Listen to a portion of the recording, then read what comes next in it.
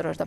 Böyük qayıdış proqramına əsasən Cəbrayıl rayonunun Şükürbəyli kəndi növbəti sakinlərini qarşılayıb. Bu mərhələdə kəndə 39 ailə olmaqla 165 nəfər qayıdıb. Onlar Respublikanın müxtəlif ərazilərində yataqxana, sanatoriya, düşərgə, yarımçıq tikililər və inzibati binalarda müvəqqəti məskunlaşmış ailələrdir.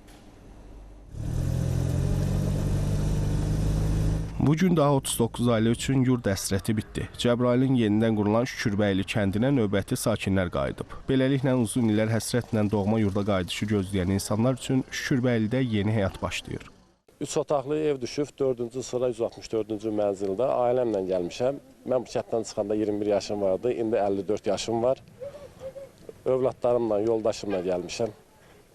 Doğma kəndimizdə yaşamaq üçün. Yoldaşım burada gəzir, burada işləyir.